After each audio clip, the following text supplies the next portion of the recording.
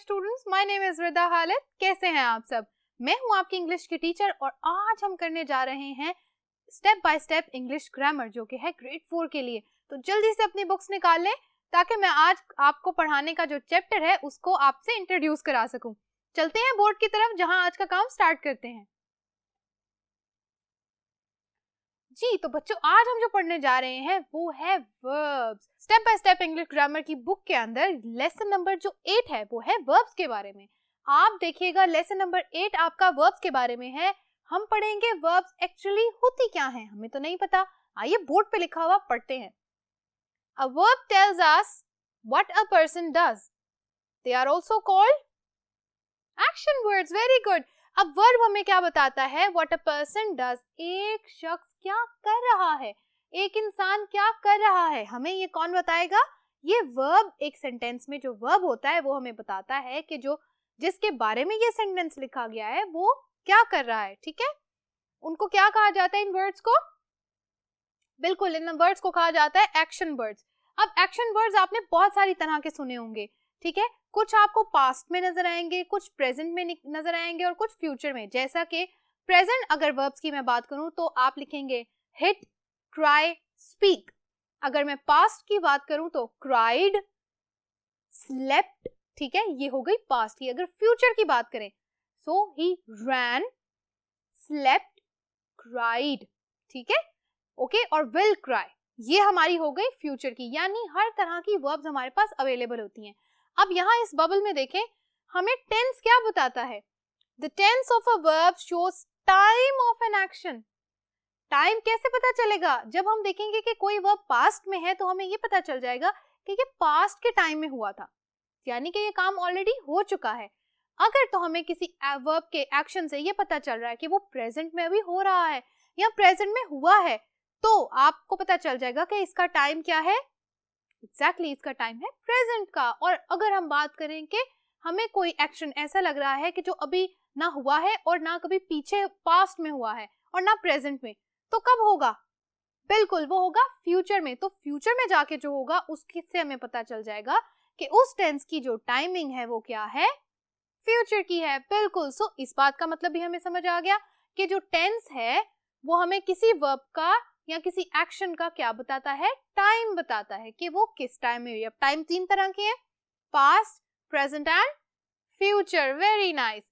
अब एग्जांपल्स यहाँ मैंने वर्ब की कुछ लिखी, आइए इनको पढ़ते हैं। Number 1, Ravi hit the ball, the dog ate the meat, the ship sails on the sea. अब जो रेड में मैंने यहाँ वर्ड्स लिखे हैं बच्चों, ये रेड में वर्ड्स कौन से लिखे हैं? बिल्कुल, जो ये रेड वाले वर्ड्स हैं ये क्या है? ये हमारे हैं वर्ब्स।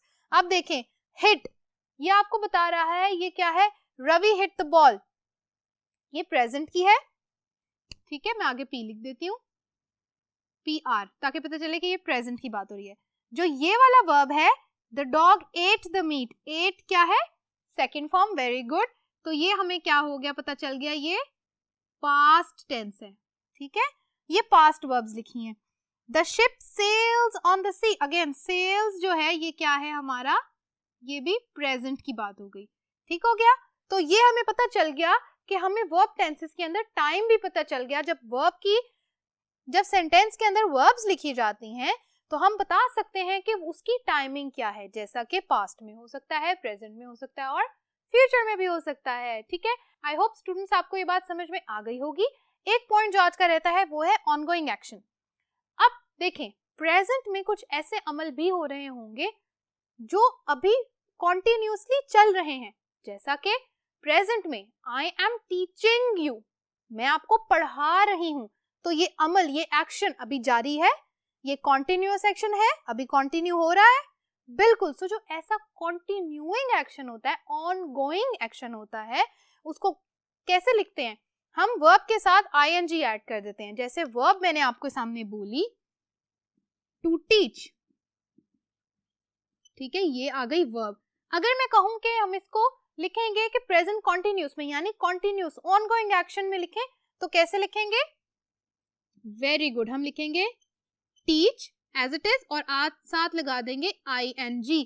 तो जहां ये मैंने ing लगाया है ये हमें क्या बता रहा है? ये है ऑनगोइंग वेरी गुड, ये है ऑनगोइंग एक्शन। ठीक हो गया। यहाँ से हमने सीख लिया कि ऑनगोइंग एक्शन क्या होते हैं और ऑनगोइंग एक्शन को कैसे लिखते हैं। बोर्ड के अगले हिस्से में मैं आपको बताऊंगी कि आज की प्रैक्टिस एक्सरसाइजेस कौन सी हैं। सो स्टूडेंट्स, मैंने बोर्ड पे जो प्रैक्टिस एक्सरसाइजेस लिखी हैं आप देख सकते हैं। इस एक्सरसाइज के नीचे मैंने सिर्फ 2 पॉइंट्स लिखे हैं, इस एक्सरसाइज के नीचे 3 पॉइंट्स लिखे हैं। आपने क्या करना है, मैं आपको इसकी सिर्फ प्रैक्टिस बताऊंगी। 2 एक्सरसाइज के 2 पार्ट्स में मैं आपको सिर्फ करके बताऊंगी कि इनको कैसे किया जाता है। बाकी के जितने भी सेंटेंसेस दिए गए हैं वो आप खुद से सॉल्व करेंगे। ठीक है, मेरे साथ इसको सॉल्व कीजिएगा। Change the sentences given below to past tense. अब ये देखें, हमें इंफॉर्मेशन क्या दी गई है कि आपने इसको पास्ट में चेंज करना है। Write them in your notebook. पहले पास्ट में चेंज करेंगे और फिर उसके बाद हम क्या करेंगे, नोटबुक में लिखेंगे। बच्चों, पास्ट में चेंज करने से पहले एक बहुत जरूरी काम है, वो ये कि सेंटेंस के अंदर से पहले हम आइडेंटिफाई करें, हमें पता चले कि एक्चुअली वर्ब है क्या। इसको पढ़ते हैं। Sandy reads the newspaper. Sandy तो नाउन हो गई, न्यूज़पेपर ऑब्जेक्ट हो गया, तो रीड्स क्या है? एग्जैक्टली जो वर्ड रीड्स है ये हमारी है वर्ब। सबसे पहले हम इस वर्ब को चेंज करते हैं। रीड्स को पास्ट में जब चेंज करेंगे तो हो जाएगा रेड। लिखा ये इसी तरह ही जाता है, READ। स्पेलिंग सेम होंगे पास्ट में और फ्यूचर में, लेकिन इसको पढ़ा किस तरह जाएगा, रेड। READ, रेड पढ़ा जाएगा किस तरह, रेड की तरह, RED की तरह। लेकिन ये बात याद रखिएगा, स्पेलिंग सेम रहेंगे, पढ़ा किस तरह जाएगा, पास्ट में और फ्यूचर में रेड। ठीक है। Henry sales candles. हेनरी क्या हो गया हमारा सब्जेक्ट, कैंडल्स हो गई ऑब्जेक्ट, सेल्स क्या है, वेल डन, सेल्स है हमारी वर्ब। तो वर्ब को चेंज करेंगे सोल्ड। ठीक है, सोल्ड। अब मैंने आपको बता दिए इनके वर्ब्स चेंज करके। अब मैं एक सेंटेंस यहां लिख देती हूं, बाकी के आप अपनी नोटबुक में खुद लिखेंगे। हम इस सेंटेंस को चेंज कर लेते हैं। हेनरी, सेल की जगह आ जाएगा सोल्ड और साथ में आ जाएगा ऑब्जेक्ट वैसे का वैसे। तो ये हमने जो चेंज करके लिखा, ठीक है, ये आ गया हेनरी सोल्ड कैंडल्स। ये एक्सरसाइज आप बिल्कुल इसी तरह सॉल्व करेंगे। अभी इस वीडियो को पॉज करें, अपनी नोटबुक में इन सब पॉइंट्स के सिर्फ आंसर्स नोट करें और वापस में श्रद्धा के पास आइएगा। Thank you so much for completing exercise 1 student, that's very nice. आपने प्रैक्टिस 1 एक्सरसाइज सॉल्व कर ली है, वेरी हैप्पी फ्रॉम यू। बात करते हैं सेकंड एक्सरसाइज की। अब हमने वर्ब तो चेंज कर लिया, अब यहाँ पर क्या है, हमें वर्ब दिया ही नहीं गया, सेंटेंस में ब्लैंक छोड़ दिया गया है। हमने क्या करना है, इसको पढ़ के पास्ट में चेंज करके फिर यहाँ लिखना है। इसको भी रीड करते हैं।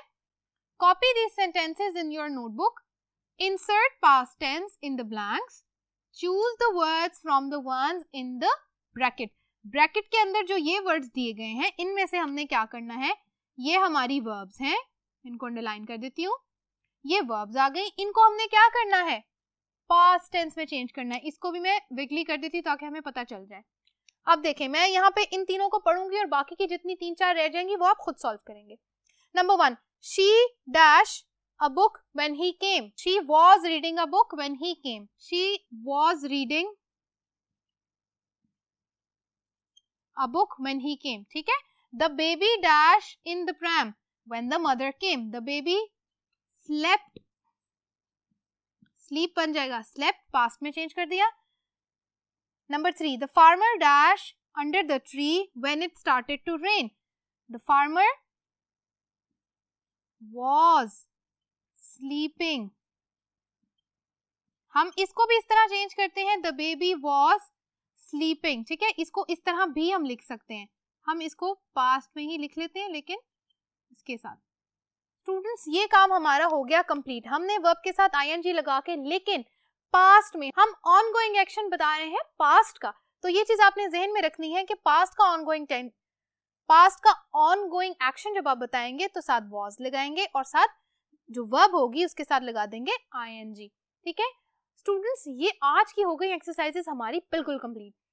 नेक्स्ट पेज पे आपके पास दी गई है एक एक्सटेंडेड वोकेबुलरी। आपका काम ये है, उस स्टोरी को, उस टेक्स्ट को आपने करना है रीड, उसके अंदर से आपने आइडेंटिफाई करने हैं सारी की सारी वर्ब्स। स्टूडेंट, ये था आज का लेसन जहां हमने सीखा कि वर्ब्स क्या होती हैं, वर्ब हमें टेंस में टाइम कैसे बता सकती हैं, और अगर प्रेजेंट या पास्ट में हमने ऑनगोइंग एक्शन बताना है तो हम वर्ब के साथ हमेशा ing लगाएंगे।